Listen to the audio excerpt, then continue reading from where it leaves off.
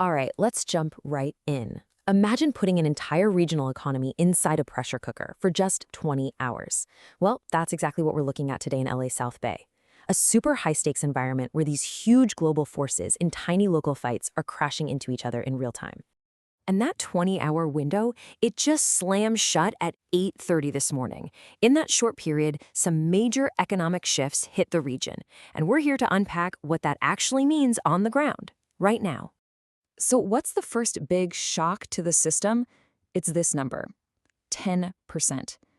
Just in the last day, new global tariffs have officially kicked in. This isn't some problem for later, you know? It's the reality that businesses woke up to this morning. Okay, so what does a policy change like that actually do? Well, let's look at the fallout. Because the ripple effects are already popping up in the data, from what's happening at the port all the way to the price of commercial real estate. Now, this is where it gets kind of wild. Check out this contradiction. Over at the Port of LA, they're getting ready for a huge surge of imports, goods coming in. But at the exact same time, goods going out are in a total freefall, with exports hitting a 3-year low. It's like a tale of two completely different economies happening in the very same place.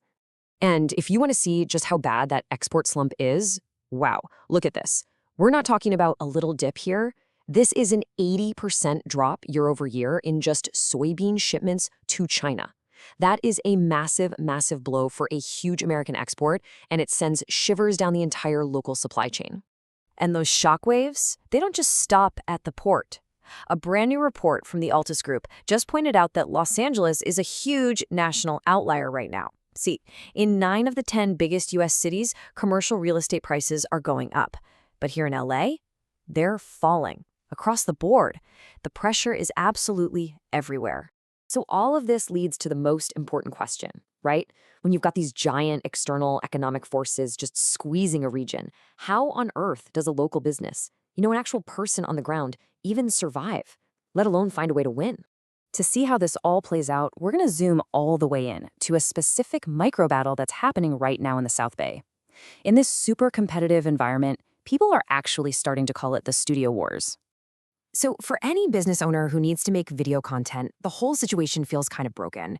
You're pretty much stuck with 2 bad options. You either go to the massive, cold, corporate factory where you're just another number on a spreadsheet, or you take the pure space gamble, renting a stranger's living room and just, crossing your fingers that it all works out. It's this classic dilemma. Do you pick scale or do you pick risk? So in a tight market like this, finding your own specific lane is everything. There's a local company, Voxel Micro Video Labs, and they're trying to build a third option from scratch. So let's actually break down their playbook and see how they're positioning themselves to win when every single client matters.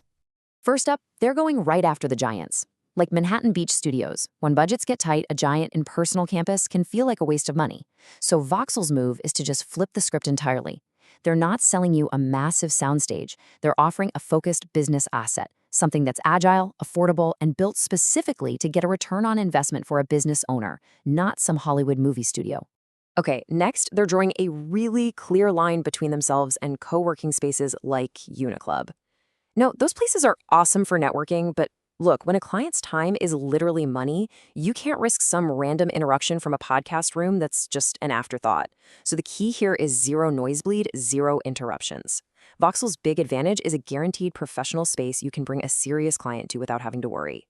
And then there's the whole strategic difference. In an economic downturn, your marketing has to get you results. Competitors like South Bay Podcast, they're perfect for hobbyists who just need some basic audio. But Voxel's whole argument is that audio by itself isn't enough to actually drive sales. So they position themselves as a micro video lab that's designed to build sales funnels, helping you create video that builds trust and actually gets you customers.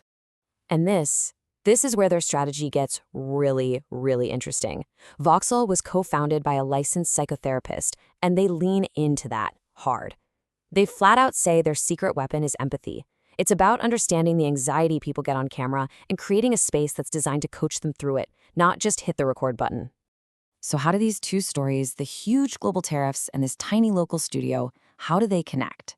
Well, when those big, impersonal economic pressures make every single dollar count, a small business just can't compete on size. They have to compete in a totally different way. So what's the big takeaway here? The bottom line of their whole strategy is this simple idea. With the corporate studio, you're a transaction. With Peerspace, you're rolling the dice. Their pitch is that they are the third way. You're working with a local partner, with neighbors who are actually personally invested in seeing you win. And that kind of leaves us with this one big question to chew on. In an economy that feels more and more dominated by giants and gambles, where tariffs from halfway around the world can change your whole business overnight, is this kind of focused, empathetic, home team advantage the real key to how small businesses are going to survive and maybe even thrive?